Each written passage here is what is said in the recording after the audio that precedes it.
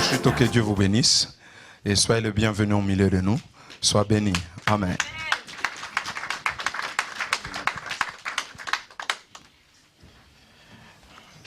Bonjour tout le monde. Et je bénis le Seigneur et je remercie le pasteur Noëlla et tout son staff pour cette confiance encore, la unième. Je suis dans la joie d'être ici. J'étais ici à la veillée, j'étais très édifié et je vois comment le travail avance par ici. C'est encourageant, en tout cas, franchement. Et vous êtes à féliciter. Ce n'est pas seulement l'œuvre du pasteur, c'est le travail de vous tous. Que Dieu soit béni. Alléluia. Je voudrais encore prier. Seigneur, je bénis ton nom pour cette confiance, pour cette occasion qui m'est offerte pour partager ta parole. Je te recommande ces instants, Seigneur. Je veux disparaître pour que tu apparaisses. Viens parler au cœur. Viens parler à nos âmes. Viens édifier ton peuple. Viens encourager. Viens corriger. Viens édifier. Viens redresser, Seigneur. Et fais-nous du bien dans ce premier culte de cette nouvelle année. Nous avons besoin de toi, Seigneur. Au nom de Jésus. Amen. Gloire au Seigneur. Le pasteur disait tout à l'heure, je suis témoin des miracles. Vous savez, quand quelqu'un était témoin des grands miracles, il est digne de confiance. Ça veut dire qu'on peut l'écouter avec confiance. Parce qu'il a quand même vu des choses, il a entendu des choses, il a expérimenté des choses. Aujourd'hui, je peux aussi donner conseil à certains. Il y a quelques années en arrière, quand j'étais encore pasteur assistant, je me souviens, il y a des personnes qui ne pouvaient pas accepter que j'ai prie pour leur maternité parce que moi-même j'avais le même problème. Je me souviens de quelque chose que j'ai entendu une fois qui m'avait dérangé. Quelqu'un est allé dire, j'attends que le pasteur titulaire rentre pour présenter mon enfant. Je ne vais pas présenter mon enfant à quelqu'un qui lui-même a des problèmes de maternité. Ça m'avait bouleversé. J'ai dit au Seigneur, ne fût-ce qu'à cause de ça. Est-ce que tu ne peux pas te souvenir de moi? Alléluia. Amen. Dieu est bon. Et c'est comme on nous disait à la veillée, Dieu est fidèle et Dieu récompense toujours. Amen. Il y a un livre de souvenirs. Yes. Ne l'oubliez pas. Moi, si vous avez l'habitude d'oublier facilement des messages, moi, je n'oublie pas facilement. Surtout quand c'est prêché le dernier jour de l'année ou le premier jour. Amen. Prenez toujours au sérieux. Et je ne sais pas pourquoi la fois passée, j'ai prêché le premier message de la veillée, de la retraite. Aujourd'hui, je prêche au premier dimanche de l'année ici. Oui, c'est prophétique. Quelqu'un a dit c'est aussi prophétique pour moi. J'en profite. Parce que l'année passée, j'ai prêché. C'était l'année de la moisson, j'ai moissonné. Et cette année, c'est l'année de la distinction. Je pense que je serai distingué. Alléluia. Dieu est bon. Et il est bon pour nous tous.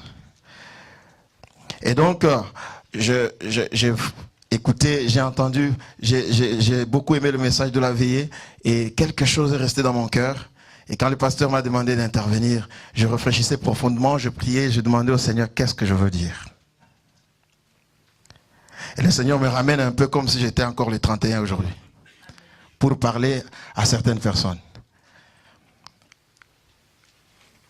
Et je crois fermement que Dieu veut parler à quelqu'un, à une catégorie des gens ce matin. C'est la catégorie de ceux qui ont le sentiment que l'année passée a été un échec. Vous avez entendu des témoignages de ceux que Dieu a visités. Vous étiez peut-être dans la même situation, mais le résultat n'a pas été positif. Au début de l'année, au mois de janvier particulièrement, lorsque on vient dans un culte comme celui-ci, ou bien le 31 décembre, lorsqu'on est là, on planifie avec le Seigneur des choses, on demande des choses à Dieu. Et le 31 décembre de l'autre année, comme ce fut le cas dernièrement, donc c'est un temps de bilan presque pour chacun. Tout le monde se demande, est-ce que Dieu a exaucé mes prières? Est-ce que le Seigneur a fait ce que je lui ai demandé? J'ai été tout le mois de janvier dans la retraite. Est-ce que le Seigneur est intervenu? Et à cette catégorie de personnes dont la réponse est négative, Dieu m'envoie vous dire ce matin d'introduire votre recours. Dis à ton voisin, introduis ton recours. Dis-le à gauche, à droite, devant et derrière, introduis ton recours.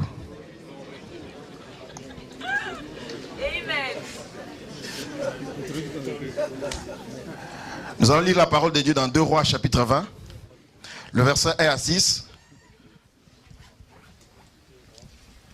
2 Rois chapitre 20, verset 1 à 6. La Bible dit ceci. 2 Rois chapitre 20, verset 1 à 6. Je suis dans la version français courant. 2 Rois chapitre 20, verset 1 à 6. La Bible dit ceci. À cette époque, le roi Ézéchias fut atteint d'une maladie mortelle. Le prophète Ésaïe, fils d'Amoz, vint le voir et lui dit: voici ce que le Seigneur déclare. C'est le moment pour toi de régler tes affaires, car tu ne survivras pas à ta maladie. Alors Ézéchias se tourna contre le mur et adressa au Seigneur cette prière. Ah Seigneur, souviens-toi, je me suis conduit envers toi avec une entière loyauté. J'ai toujours agi de manière à te plaire. Puis il ne put retenir ses larmes. Cependant, Ésaïe n'était pas encore arrivé dans la cour intérieure du palais que le Seigneur lui ordonna de retourner auprès d'Ézéchias, le chef du peuple de Dieu, pour lui dire: voici ce que déclare le Seigneur, le Dieu de ton ancêtre David. J'ai entendu ta prière et j'ai vu tes larmes. Eh bien, je vais te guérir dès après-demain. Tu pourras de nouveau te rendre au temple du Seigneur. Je vais même prolonger ta vie de 15 ans. Je vous arracherai, toi et Jérusalem, aux griffes du roi d'Assyrie. Je protégerai cette ville parce que je suis Dieu et par fidélité à David, mon serviteur. Amen. Alléluia. Je disais donc, vous pouvez être découragé par ce que l'année passée ne vous a pas apporté, que vous attendiez, des prières inexaucées alors que vous aviez formulé vos requêtes sincèrement et clairement au mois de janvier passé. Et vous êtes comme abattu et découragé. Le Seigneur vous demande ce matin d'introduire votre recours. Alléluia. Quand vous lisez ce texte, vous allez voir que quelqu'un est dans la même situation. Il a servi Dieu. Il a fait des choses avec fidélité. Il était sûr que c'était écrit dans le livre des souvenirs.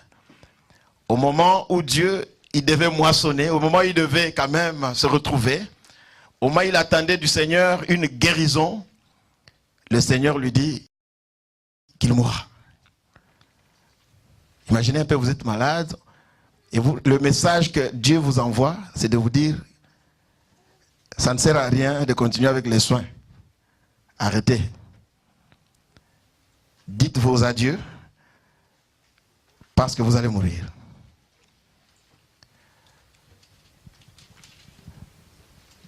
Ézéchias est dans une situation compliquée. Il se dit: mais c'est quelle récompense ça? Pour tout ce que j'ai fait, tout ce que tu trouves bon de me donner, c'est la mort. Au moment où j'attends de toi la guérison.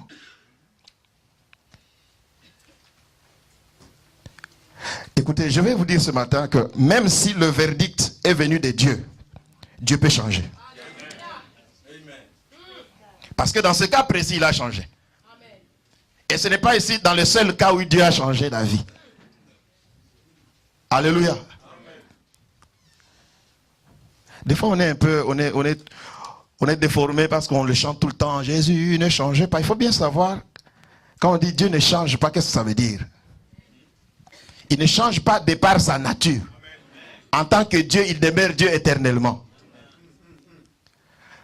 Nous voyons dans la Bible Dieu des fois dire des choses et faire le contraire de ce qu'il a dit avant. Parce que quelqu'un lui a fait réfléchir. Amen. En fait, je suis venu dire ce matin à quelqu'un que Dieu veut que tu le fasses réfléchir. Je vais aller même plus loin. Dieu veut que tu entres en discussion avec lui.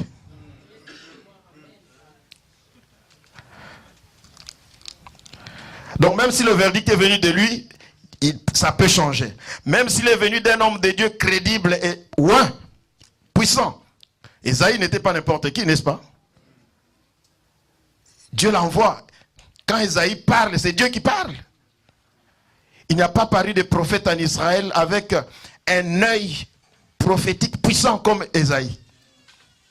Cet homme, moi, il m'étonne beaucoup quand je lis ses écrits. Il a prophétisé des choses qui se sont accomplies des siècles après, avec des précisions terribles. Il parle de la naissance de Jésus à Bethléem. Il parle de la naissance de Jésus avec précision. Il parle de la mort et la mort de Jésus, de son élévation avec précision. Il cite même un empereur qui devait travailler à la restauration des Juifs, des siècles avant, Cyrus, le Perse, en le citant par son nom, alors que même ses ancêtres n'étaient pas encore nés peut-être. Il parle du ministère de Jésus qui débute à Capernaum, lorsqu'il parle dans les territoires des Zabulon, Nephtali, par là, une lumière se lève. Il parle de Jésus qui vient pour amener la lumière dans ce territoire où régnaient les ténèbres et l'ombre de la mort. C'est cet Ésaïe que Dieu envoie maintenant à toi, un petit roi, pour te dire, ainsi parle l'Éternel, tu mourras. Tu dois prendre ça au sérieux. Hein? Alléluia. L'homme de Dieu s'est levé, il a dit, cette année c'est l'année de la moisson, et beaucoup ont commencé à moissonner, puis toi tu n'as pas moissonné. Tu dois prendre ça au sérieux. Amen.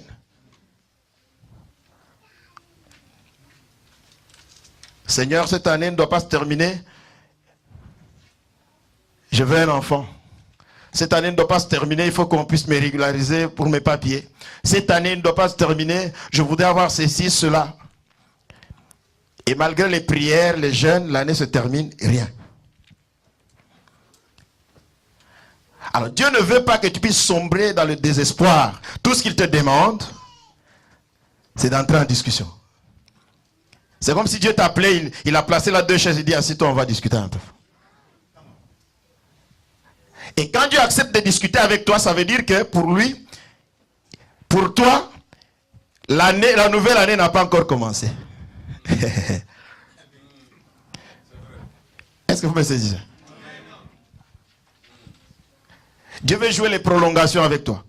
Dis à ton voisin prolongation. Les prolongations. C'est comme si Dieu a freiné un peu l'arrivée de la nouvelle année. Toi, tu es encore au mois de novembre, peut-être de décembre de l'année passée.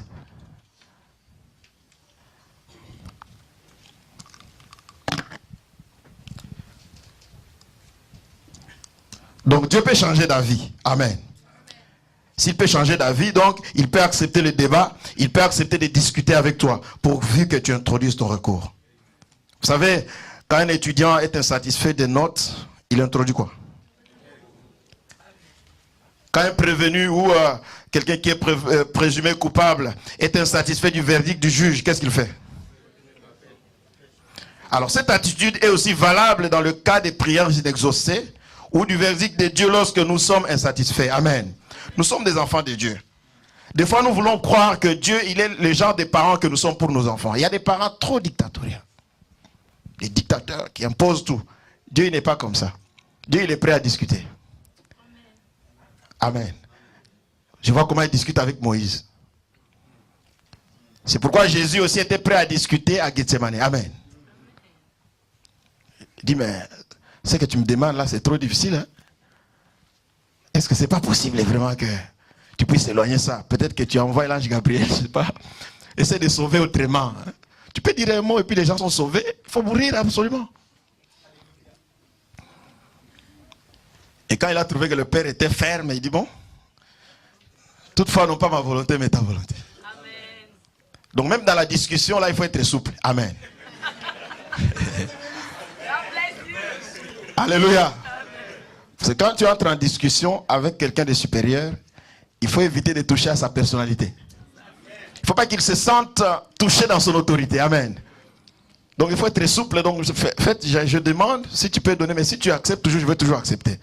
Donc si c'est non, c'est bon. Amen. Mais ce qui est convenable, ce que je trouve que ça va me faire du bien, c'est que tu agisses. Alléluia. Et ça, c'est très important que vous puissiez le savoir. Nous sommes des enfants de Dieu, nous pouvons entrer en discussion avec lui. Ézéchias, dans le texte que nous venons de lire, il introduit son recours, il conteste le verdict de Dieu. Donc, en quelque sorte, il parle poliment, mais il veut dire à Dieu, je ne suis pas d'accord. Amen. Je ne suis pas d'accord. Ça, c'est les sorts qui sont réservés, c'est des genres de sorts réservés aux méchants. Tu ne peux pas me traiter comme quelqu'un qui n'a pas marché selon ta parole.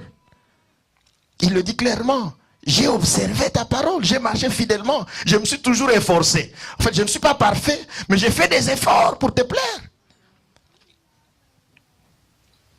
La nuit, on nous disait ici, quand on observe les méchants, ils sont là, ils sont bien. Mais moi, j'ai fait des efforts, Seigneur. Est-ce que c'est comme ça que tu traites les gens qui te sont fidèles?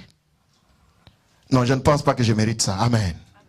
Essaie un peu de revoir ta décision. C'est ça que Dieu attend de toi ce matin. Amen. Vous savez, des fois, il faut éviter de... Quand ça n'a pas marché, soyez sincère avec Dieu. Vous êtes avec moi? Il ne faut pas dire, par la foi, l'année 2010, c'est bien passé. Non. Seigneur, ça n'a pas marché. Parce que des fois, quand on demande à l'assemblée, qui a vu la main de Dieu? Tout le monde lève la main. Mais quand on va dans les détails, au fond, il y a des gens qui n'ont pas vu du tout. Ils ont prié, leurs prières n'ont pas été exaucées. Et ils entrent dans cet enthousiasme. Je bénis Dieu. Tout ce qu'ils ont obtenu de Dieu, tout ce qu'ils ont moissonné, c'est leur existence.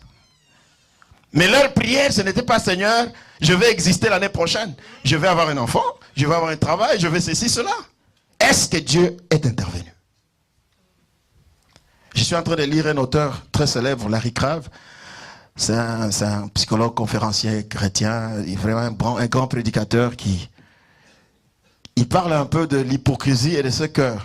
Cette façon de se présenter des fois, qui est hypocrite et qui finalement aboutit à l'abandon de la foi.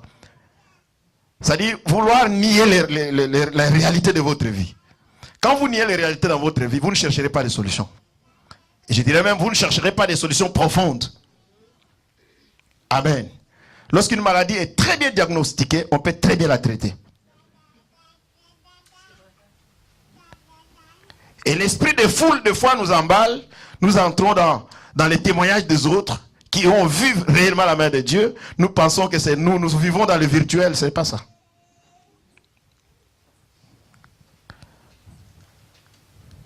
Est-ce que tu es prêt à discuter ce matin avec le Seigneur? Est-ce que tu es prêt à lui demander, Seigneur, revoir ma situation?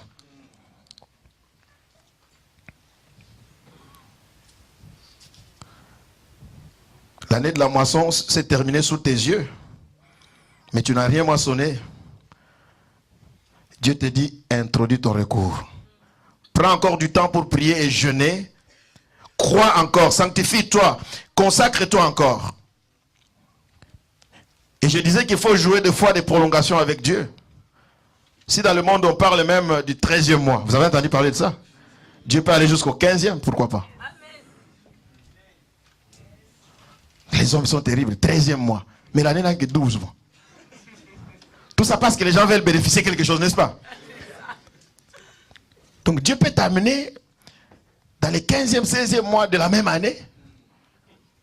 Vous savez, Dieu est terrible dans ces histoires.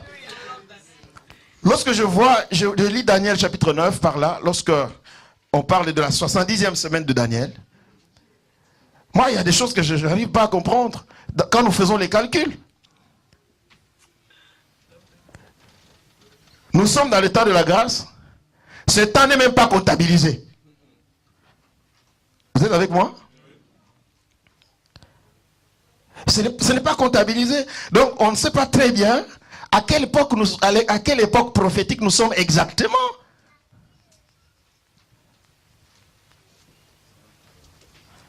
Et comme le pasteur dit, c'est comme si Dieu a ouvert une parenthèse. Donc c'est-à-dire il crée un temps où il veut s'occuper des nations, des païens ou bien de l'église. Et ça n'était pas prévu dans le calendrier prophétique.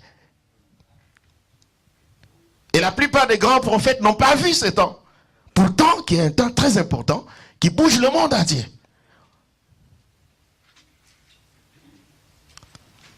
Donc, vous voyez comment Dieu peut faire des choses terribles dans la prolongation. Oh, amen.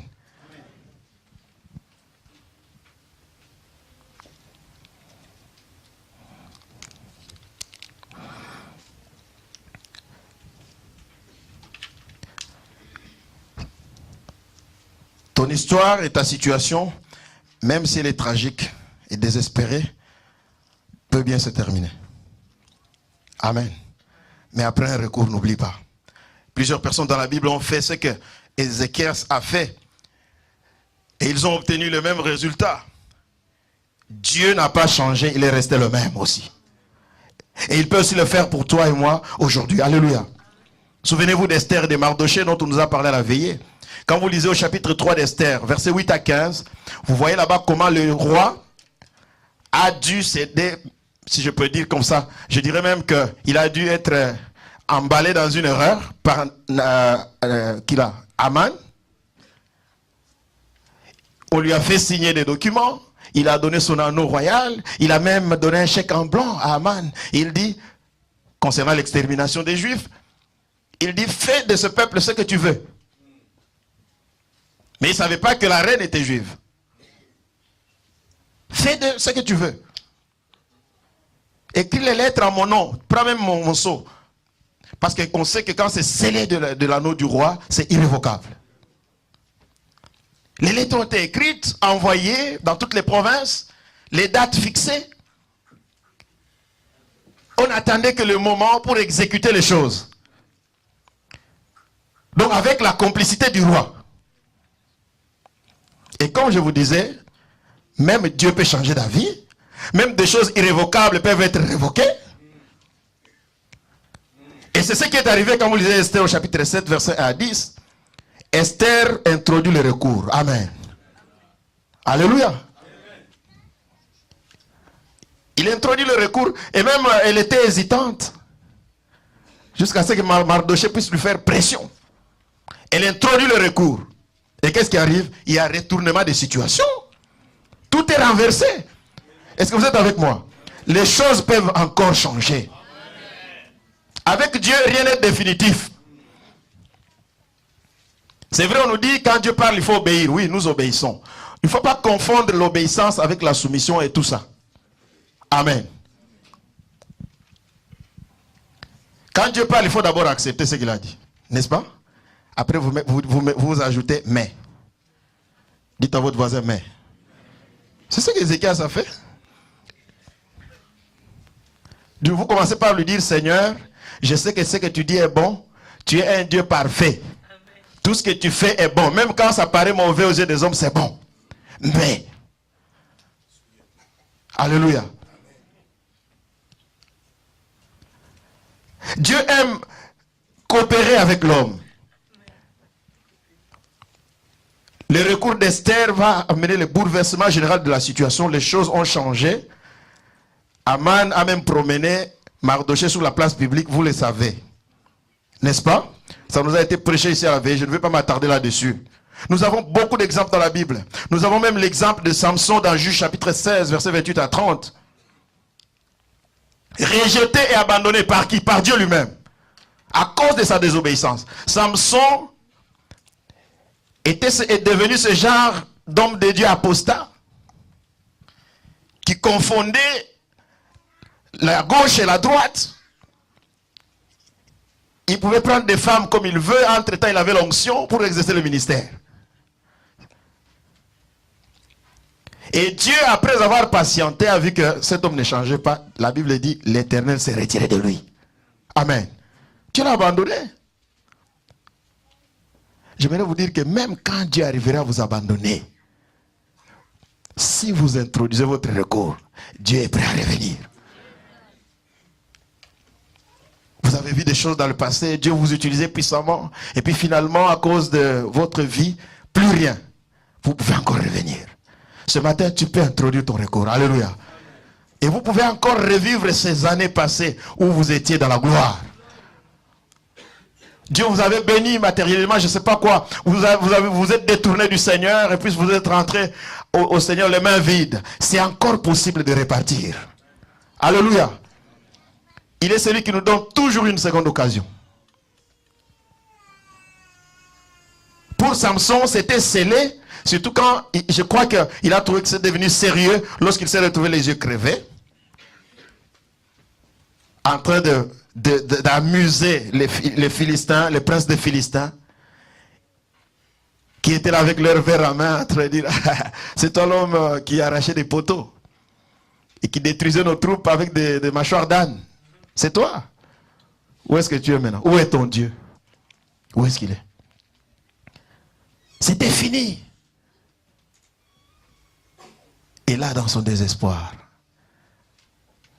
les yeux crevaient. Samson, il s'est souvenu que Dieu est un Dieu de miséricorde. Alléluia. Seigneur, que je tire vengeance de mes ennemis. Alléluia. C'est une très mauvaise prière pour quelqu'un qui a vécu dans le péché, n'est-ce pas? Moi, je crois qu'il devait commencer par la repentance. Pardonne-moi, n'est-ce pas? C'est pas ça? Mais ça, c'est un pécheur, quelqu'un qui est tombé dans le péché, en tant que pentecôtiste, nous lui disons, frère, bibliquement parlant, tu dois commencer par là. Mais lui, il commence par le service, par la vengeance. Et Dieu exauce cette prière. Ah, c'est terrible. Alléluia. Non, vous savez, des fois dans la douleur, on ne sait pas très bien ce qu'il faut dire. Mais quand on le dit, Dieu comprend ce qui se passe dans notre cœur. Je sais que Samson regrettait amèrement dans son âme ce qu'il avait fait.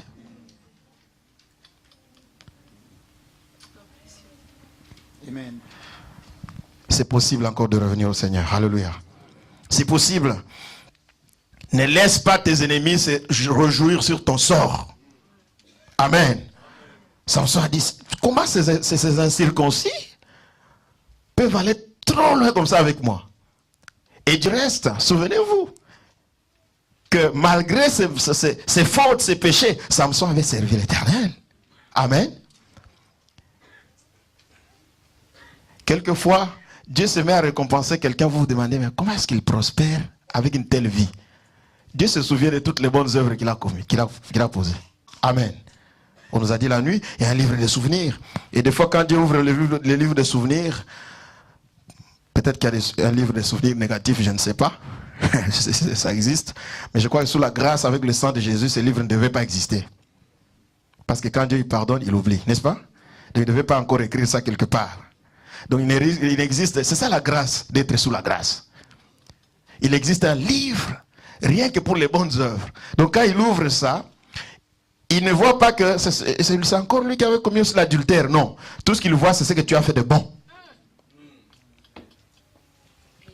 Amen. Et ça, c'est très important. Parce que Dieu sait que nous sommes des humains. Ce n'est pas pour nous excuser pour nos péchés, mais Dieu sait de quoi nous sommes faits. Ne laisse pas tes ennemis se réjouir sur ton sort. Même si tu as péché, Dieu est compatissant et miséricordieux. Alléluia. Fais comme le fils prodigue dans Luc chapitre 15, versets 17 à 20. Il est parti, il a pris ses biens, il les a dilapidés, il a vécu de la manière la plus honteuse. Il se retrouve en train de manger avec les pourceaux.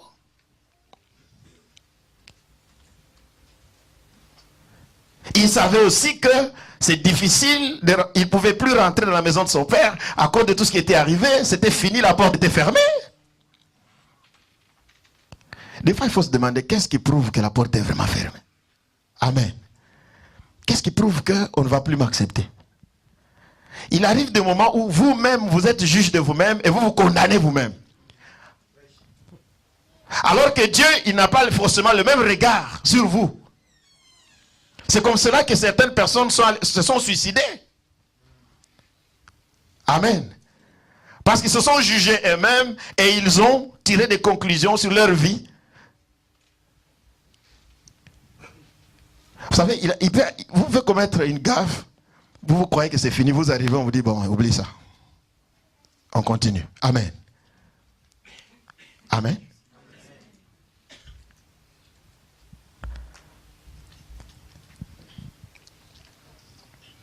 Donc même si tu as péché, fais comme ce jeune homme. Il savait que son sort était scellé, mais il a introduit son recours. Il a été restauré par son Père. Amen. La restauration est possible. Le recours peut apporter même au-delà des attentes, de nos attentes, au-delà de ce que nous avions même demandé, dans le temps normal. Amen. Ézéchias, non seulement Dieu lui a ajouté 15 ans, il lui a aussi donné de la sécurité, il lui a promis des choses. Alléluia. Aux noces de Cana dans Jean chapitre 2, versets 3 et 10, le meilleur vin vint par le recours de Marie.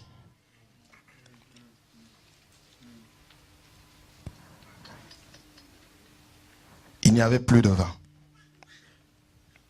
Et il était connu que quand il n'y a plus de vin, dans une fête comme celle-là qui durait plusieurs jours, c'était la fin. Il fallait tout arrêter. Parce que ce qui retenait les visiteurs, les invités, c'était le vin. Et Marie connaissait qui était Jésus. Amen. Elle dit non, cette fête ne doit pas s'arrêter comme ça. Dis à ton voisin, ce n'est pas encore fini. Ça peut finir à tes yeux, ça peut sembler à tes yeux comme si c'est fini, mais ce n'est pas encore. Ce n'est pas fini. C'est toi qui es en train de terminer les choses avant. Moi, j'aimerais te dire que tu peux obtenir de Dieu dans cette première semaine de cette nouvelle année, dans ce premier mois, plus que ce que tu as demandé jusqu'à maintenant. Donc, pendant les prolongations, il peut se passer des choses. Dieu est en train de sauver plus d'hommes dans le temps de la grâce que dans les temps qui ont été vus par les prophètes. Dans la parenthèse, là, des milliers sont sauvés. Et merci Seigneur d'avoir prolongé les choses, de nous avoir accordé cette grâce. Alléluia. Esther a reçu du roi un chèque en blanc. Quand vous lisez le chapitre 7, verset 2. Le chèque en blanc était d'abord donné à Aman. Maintenant, il est donné à Esther. Alléluia. Faites ce que vous voulez. Mais ce chèque, il nous est aussi donné à nous dans Jean chapitre 15, verset 7, par Jésus. Tout ce que vous demanderez vous sera accordé. Ça, c'est l'habitude des rois, des grands. Même si c'est la moitié du royaume, je vais te donner. Ça, Hérode a dit ça à Hérodias, n'est-ce pas? À la fille d'Hérodias. Je te donnerai ce que tu veux. Toi-même, écris, signe ce que tu veux. Et le Seigneur n'a pas d'échec sans provision. Ça n'existe pas. Alléluia. Donc si tu n'as pas reçu, il faut insister. Est-ce que tu peux dire à ton voisin, insiste? Non, dis-le bien, tu n'insistes pas assez. J'ai l'impression que tu... Parce qu'il y a des gens, comme l'année de la moisson n'a pas marché, qu'est-ce qui prouve que l'année de la distinction? Donc venir encore, l'année passée au mois de janvier, j'étais ici en jeûne et prière, rien. Les années se succèdent mais ne se ressemblent pas. Et c'est qu'un jour peut enfanter, toi tu ne le sais pas. Ton temps, ce n'est pas le temps de Dieu. 2010, ce n'est pas 2011. Amen. Faites très attention. Dis à ton voisin, ton jour arrive. Vous savez, quand je lis Genèse, je suis très édifié. Il y a eu un soir, il y a eu un matin, c'est fini le premier jour. Et Dieu fait autre chose. Chaque fois qu'il y a un soir, il y a un matin, Dieu fait autre chose. Un soir, un matin, Dieu fait autre chose. Et tous les dimanches, depuis que le monde existe, ne se ressemblent pas. Même si tout peut être en place, il y a même un grain de sable qui s'est déplacé. Il y a un oiseau qui a changé de nid. Alléluia. Ça ne se ressemble pas. Tous les dimanches ne sont pas les mêmes. Et lorsque ce dimanche va passer, il va vraiment passer. C'est pourquoi il faut profiter pleinement du moment que Dieu vous donne. Et c'est pourquoi aussi, il faut faire attention à ce que vous entendez à un certain moment. Je pense que ce matin, vous êtes au bon endroit en train d'entendre ce que vous devez entendre.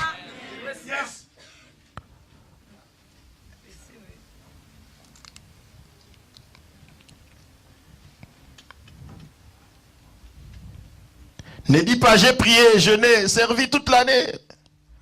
Fais comme Pierre dans Luc chapitre 5, au verset 4 à 7. Il dit au Seigneur, nous avons péché toute la nuit. Nous avons péché? Oui, Pierre, mais maintenant c'est le matin. Dis au voisin, c'est le matin. Ça, c'est pas la nuit. Donc ça, ce n'est pas 2010. Ça, c'est le matin. Nous sommes en 2011. Qu'est-ce qui prouve que ton échec de l'année passée va encore se prolonger et te poursuivre? Rien. J'aimerais dire même à quelqu'un, n'échange pas de requêtes. Amen. Oh non, comme l'année passée, j'ai prié pour avoir l'enfant, ils ne sont pas venus. Je vais retourner pour mes études. Seigneur, bénis mes études. Non, non, non, non. Ouais, frère, c'est ça. Ça, c'est la fuite des responsabilités. Amen.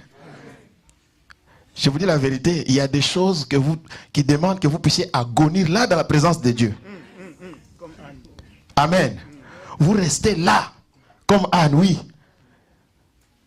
Cette pénine à chaque jour m'insulte. Et toi, Dieu, tu es là comme si tu ne vois rien. C'est comme si Anne, ce jour-là, avait dit, je ne rentre pas à la maison. Si je vais mourir ici, qu'on ferme les temples, je vais rester ici.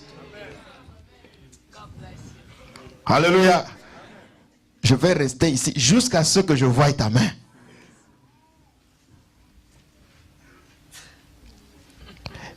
Dieu, des fois, il aime des gens comme ça. Amen. Des gens comme cette femme avec la perte de sang, qui bravent toutes les lois, toutes les coutumes, tout ça, toutes les règles humaines, hygiène et autres, jusqu'à toucher le Seigneur. Alléluia. Et ça, c'est très important. Il faut le comprendre. Pierre, nous avons péché toute la nuit. Maintenant, c'est le matin. Jette encore les filets. Ne lave pas tes filets. Ce n'est pas fini. C'est encore possible. Est-ce que tu m'entends? Est-ce que tu m'entends? J'insiste sur le mot encore. Ce n'est pas que l'année passée, tu n'as pas jeté le filet. Tu as jeté le filet, c'est vrai. Mais tu n'as rien attrapé. Maintenant, le Seigneur dit, jette.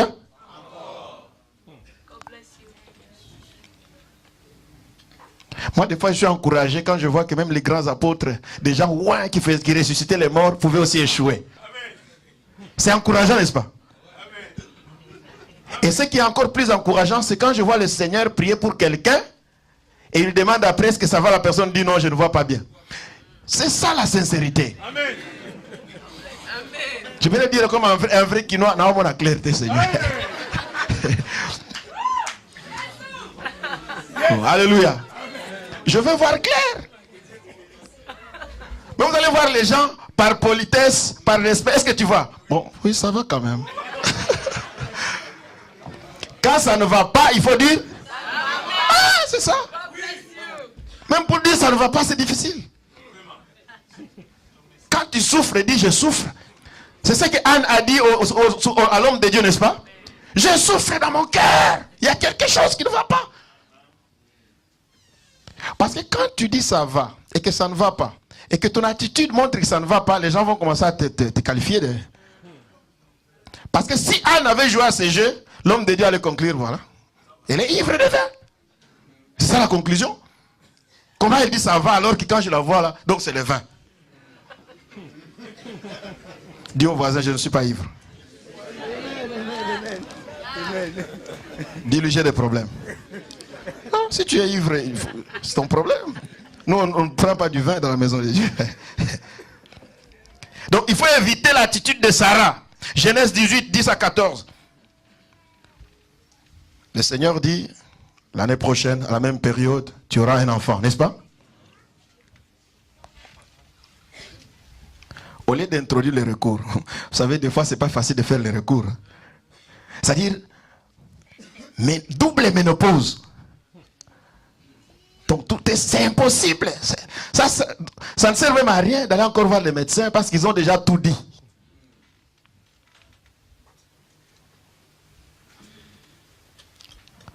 La plupart d'entre nous, nous sommes dans cette attitude. C'est-à-dire, même toi-même, tu as déjà classé le dossier. Tu as lavé le filet, tu les as placés en lieu sûr, c'est fini. Tu as fermé à clé. Ce n'est plus une requête. Moi, je ne prie plus pour le mariage. Non pas que tu n'en as pas besoin. Oh, le jour où ça viendra, que ça vienne. Moi, j'ai dit aux filles même qui sont encore très jeunes. Vous savez, une fois, je disais à ma petite fille de 5 ans, je vais prier pour ton mariage. Quand elle a fêté ses 5 ans d'anniversaire, elle a dit, il faut m'envoyer la robe de mariage. On l'a envoyé une robe de mariage. Mais c'est prophétique. Oh, amen. Il ne faut pas attendre qu'il y ait des problèmes pour prier. D'ailleurs, j'aimerais vous dire même, depuis le jour où elle est née, bébé, fille, j'ai dit, Seigneur, elle est destinée à se marier. Des fois, elle dormait la nuit, moi, j'ai placé les mains sur elle. J'ai prié, Seigneur. Je ne veux pas que ma fille commence à faire des dépressions. J'ai 40 ans, j'ai 45 ans, ça ne vient pas tout ça. Non, c'est compliqué. Amen. Il faut planifier dans la prière. Si vous avez des petites filles, même si pendant qu'elles jouent encore là à l'école de dimanche, vous priez pour son mariage déjà. Parce que tu peux mourir aujourd'hui, tu n'auras pas le temps de prier pour elle. Oh. Regarde comment tu commences à vieillir. Est-ce que tu as déjà, à part le compte en banque que tu as pour les enfants, est-ce qu'il y a un compte de prière? Ça c'est très important. Un compte pour les prières. Ouais. Un compte d'épargne pour les prières.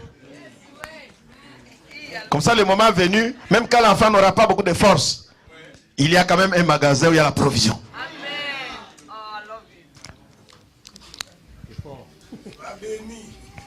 N'ayez pas l'attitude de Sarah. Je suis vieux, le temps de plaisir est passé. Écoutez ce qu'elle dit. Qui te demande d'avoir du plaisir? Toi, tu as besoin d'enfant ou de plaisir?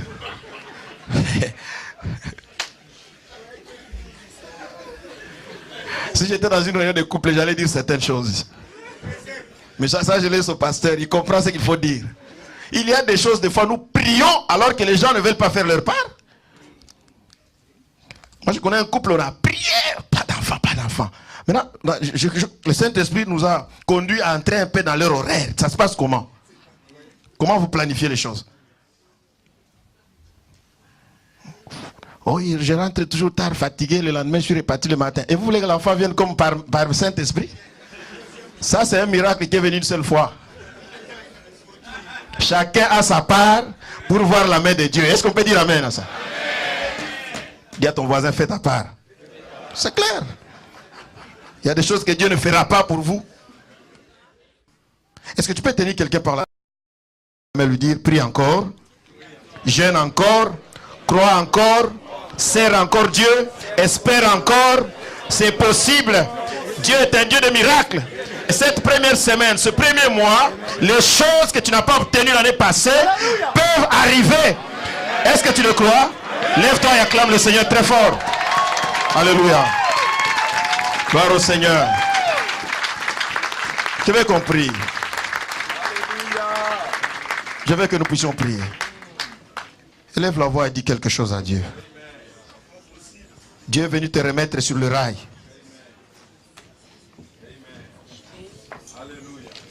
Dis quelque chose au Seigneur. Parle-lui.